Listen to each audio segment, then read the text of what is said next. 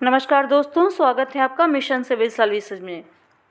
Friends, 12 दिसंबर 2021 के current affairs के question answer आपके सामने उपस्थित हैं। पहला प्रश्न है, ESG रिपोर्ट लॉन्च करने वाली भारत की पहली एयरलाइन कौन सी है? Air India, spice jet, Indigo, Vistara. सही उत्तर है सी, इंडिगो। इंडिगो भारत की पहली एयरलाइन थी जिसने ESG रिपोर्ट को लॉन्च किया।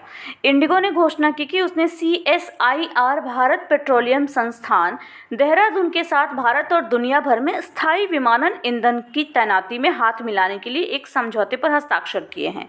इस साझेदारी के तहत इंडिगो और CSIR IIP तकनीकी वाणिज्यिक व्यवहार्यता पर आधारित SAF के लिए परियोजनाओं की भी व्यवस्था करेंगे। वे पर्यावरण, सामाजिक और शासन मूल्य निर्माण पर भी ध्यान केंद्रित करेंगे। दूसरा प्रश्न है, 2021 तक दुनिया की सबसे मूल्यवान एडटेक कंपनी कौन सी है? ऑप्शंस हैं Duolingo, Byju, tribal learning, Coursera. सही उत्तर है बी, बायजू। बेंगलुरु स्थित बायजू एक भारतीय बहुराष्ट्रीय शैक्षिक प्रौद्योगिकी यानी एडटेक कंपनी है। यह $18 बिलियन के एमकैप के साथ दुनिया की सबसे मूल्यवान एडटेक कंपनी है। बायजूस ने ऑस्ट्रिया में मुख्यालय वाले जियोजेब्रा का अधिग्रहण कर लिया है और इस सौदे की कीमत करीब $10 करोड़ है। जियोजेब्रा एक इंटरैक्टिव गणित सीखने का उपकरण है और यह बायजू का 9वां बड़ा अधिग्रहण भी है।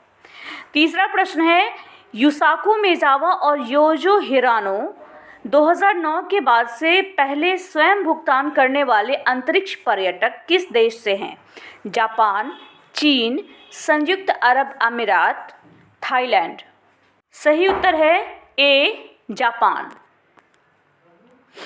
जापानी उद्यमी और फैशन टाइकून युसाकु मेजावा और निर्माता योजो हिरानो रूसी अंतरिक्ष यात्री अलेक्जेंडर मिशुरकिन के साथ एक रूसी सोयूज अंतरिक्ष यान में अंतर्राष्ट्रीय अंतरिक्ष स्टेशन के लिए रवाना हुए।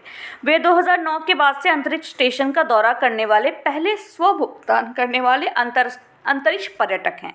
मेजावा और हिरानो अंतरिक्ष में 12 दिन बिताने वाले हैं।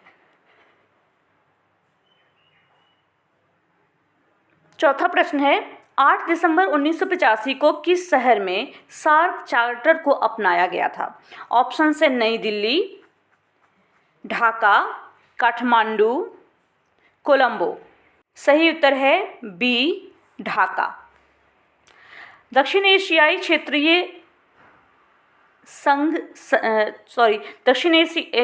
क्षेत्रीय सहयोग संघ यानी सार्क चार्टर दिवस हर साल 8 दिसंबर को मनाया जाता है। इस दिन 1985 में समूह के पहले शिखर सम्मेलन के दौरान ढाका में सार्क चार्टर को अपनाया गया था। इस वर्ष क्षेत्रीय समूह की 37वीं वर्षगांठ भी है। सार्क ने 1985 से अब तक तकरीबन कुल 18 शिखर सम्मेलन आयोजित कर लिए हैं। पांचवा प्रश्न है, केंद्रीय मंत्रिमंडल ने प्रधानमंत्री आवास योजना ग्रामीण को 2021 से किस वर्ष तक जारी रखने की मंजूरी दी? ऑप्शंस हैं 2023, 2024, 2025, 2030। सही उत्तर है बी, 2024।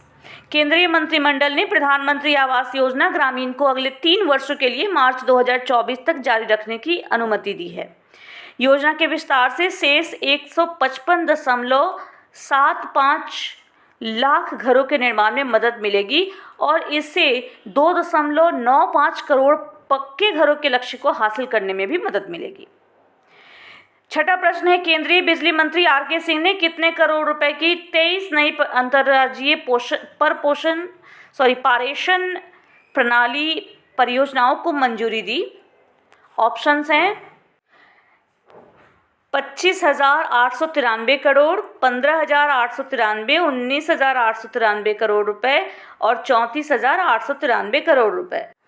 सही उत्तर है बी, 15,893 करोड़ रुपए।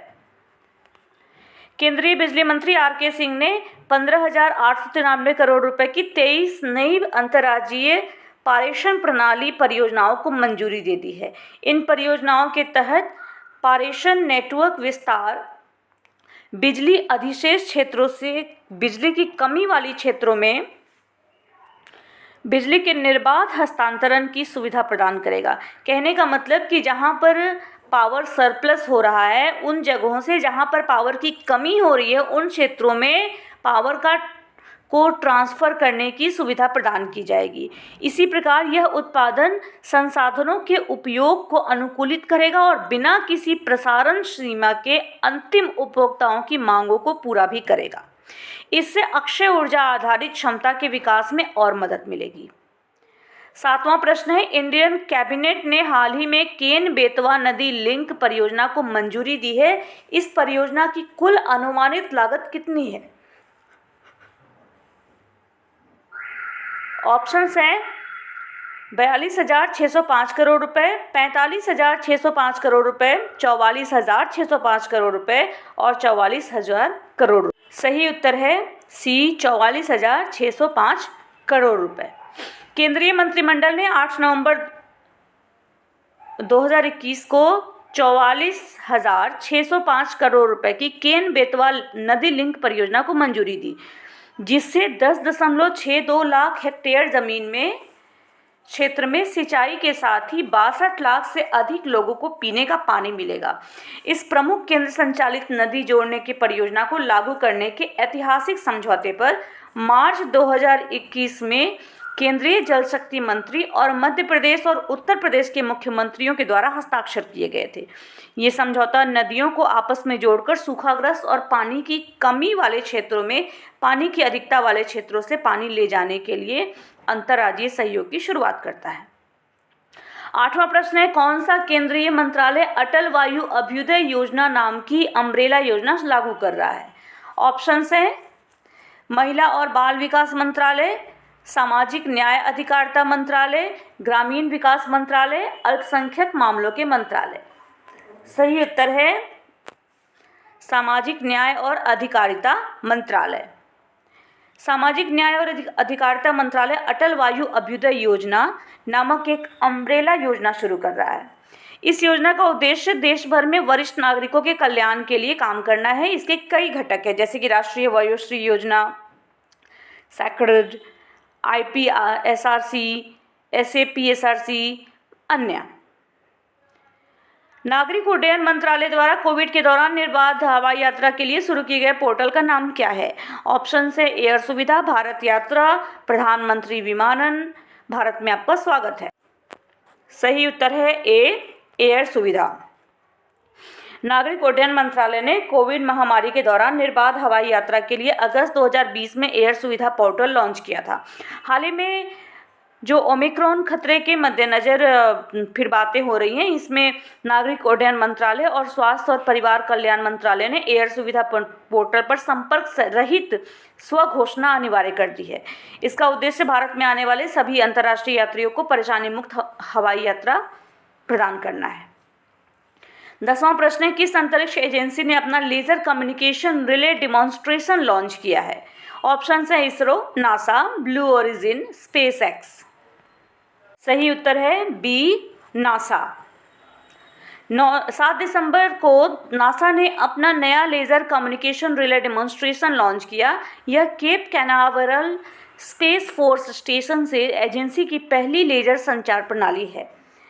LCRD नासा को अंतरिक्ष में ऑप्टिकल संचार का परीक्षण करने में मदद करेगा। वर्तमान में नासा के अधिकांश अंतरिक्ष यान डेटा भेजने के लिए रेडियो फ्रीक्वेंसी संचार का उपयोग करते हैं। LCRD यानी कि लेज़र कम्युनिकेशन रिले डिमॉन्स्ट्रेशन के 2 ऑप्टिकल टर्मिनल हैं, एक उपयोगकर्ता अंतरिक्ष यान से डेटा प्राप्त करने के लिए और दूसरा ग्राउंड स्टेशनों पर डेटा संचारित करने के लिए। 11वां प्रश्न है, अंतर्राष्ट्रीय आइडिया के सलाहकार मंडल में शामिल होने के लिए किस भारतीय नौकरशाह यानी ब्यूरोक्रेट को आमंत्रित किया गया था? ऑप्शन है सुनील अरोड़ा, पी रावत, AK ज्योति, नसीम जैदी। सही उत्तर है ए, सुनील अरोड़ा।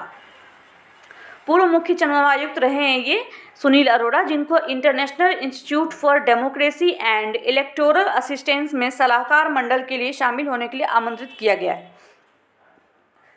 इस संस्थान को अंतर्राष्ट्रीय आइडिया के रूप में भी जाना जाता है, जिसका मिशन स्थायी लोकतंत्र का समर्थन करना है। 1995 में स्थापित इंटरनेशनल IDEA स्टॉकहोम, स्वीडन में स्थित एक अंतर सरकारी संगठन है। अंतर्राष्ट्रीय आइडिया में वर्तमान में सभी महाद्वीपों के 34 सदस्य देश हैं। 12वां प्रश्न है, विश्व मलेरिया रिपोर्ट 2021 के अनुसार 2020 में मलेरिया से होने वाली मौतों की अनुमानित संख्या कितनी है? 1.27 लाख, 2.27 लाख, 4.27 लाख या 6.27 लाख? सही उत्तर है डी, 6.27 लाख। विश्व स्वास्थ्य संगठन के द्वारा विश्व मलेरिया रिपोर्ट 2021 जारी की गई है। इस रिपोर्ट के अनुसार 2020 में कोविड-19 के कारण मलेरिया से निपटने के वैश्विक प्रयासों को काफ़ी नुकसान हुआ है। 2020 में अनुमानित 627,000 मलेरिया मौतें हुई हैं और 627,000 कहने का मतलब कि 6,27,000 मलेरिया मौतें हुई, जो कि 2019 की तुलना में 12% अधिक है। रिपोर्ट में यह भी चेतावनी दी गई है कि यदि त्वरित कार्रवाई नहीं की गई तो दुनिया पर इस बीमारी के तत्काल पुनरुत्थान को देखने का खतरा हो सकता है, और विशेष रूप से अफ्रीका में। इसके साथ ही आज के प्रश्न समाप्त होते हैं। चलिए एक क्विक रिवीजन इनका कर लेते हैं हम। ESG रिपोर्ट लॉन्च करने वाली भारत की पहली एयरलाइन कौन सी है? ये है एयर इंडिया। 2021 तक दुनिया की सबसे मूल्यवान एडटेक कंपनी कौन सी है? सही उत्तर है बी, बायजू। युसाकु मेजावा और योजो हिरानो 2009 के बाद से पहले स्वयं भुगतान करने वाले अंतरिक्ष पर्यटक किस देश से हैं? ये दोनों हैं जापान से। 8 दिसंबर 1985 को किस शहर में सार्क चार्टर को अपनाया गया था? नई दिल्ली, ढाका, काठमांडू, कोलंबो। सही उत्तर है बी, ढाका। केंद्रीय मंत्रिमंडल ने प्रधानमंत्री आवास योजना ग्रामीण को 2021 से किस वर्ष तक जारी रखने की मंजूरी दी? सही उत्तर है 2024। केंद्रीय बिजली मंत्री RK सिंह ने कितने करोड़ रुपए की 23 नई अंतर्राज्यीय पारेषण प्रणाली परियोजनाओं को मंजूरी दी है? आंसर है 15,893 करोड़ रुपए। इंडियन कैबिनेट ने हाल ही में केन बेतवा नदी लिंक परियोजना को मंजूरी दी। इस परियोजना की अनुमानित लागत कुल कितनी है? इसकी अनुमानित लागत है 44,605 करोड़ रुपए। कौन सा केंद्रीय मंत्रालय अटल वायु अभ्युदय योजना नाम की अम्ब्रेला योजना लागू कर रहा है? सही उत्तर है सामाजिक न्याय और अधिकारिता मंत्रालय। नागरिक उड्डयन मंत्रालय द्वारा कोविड के दौरान निर्बाध हवाई यात्रा के लिए शुरू किए गए पोर्टल का नाम क्या है? इस पोर्टल का नाम है एयर सुविधा। किस अंतरिक्ष एजेंसी ने अपना laser communication relay demonstration launch किया? ये कंपनी है नासा। अंतर्राष्ट्रीय आइडिया के सलाहकार मंडल में शामिल होने के लिए किस भारतीय नौकरशाह को आमंत्रित किया गया? ये किया गया भारत के पूर्व मुख्य चुनाव आयुक्त सुनील अरोड़ा जी को। विश्व मलेरिया रिपोर्ट 2021 के अनुसार 2020 में मलेरिया से होने वाली मौतों की अनुमानित संख्या कितनी है? ये संख्या है 6.27 लाख रुपए। इसके साथ ही फ्रेंड्स आज के प्रश्न समाप्त होते हैं। बिहार स्पेशल को लेकर बिहार एक परिचय के नाम से इम्तियाज़ अहमद साहब की जो वस्तुनिष्ठ किताब है उसके प्रश्नों को हमने शुरू किया है चैनल पे डालना। आप उसका लाभ ज़रूर उठाएं और BPSC के आने वाली परीक्षा जिसके लिए हमारे पास अब पर्याप्त समय है, खूब अच्छी से तैयारी करें, हमारे साथ बने रहें। वीडियो अच्छी लगी हो तो इसे लाइक करें, शेयर करें, अपने दोस्तों के साथ इसको बांटें। Thank you.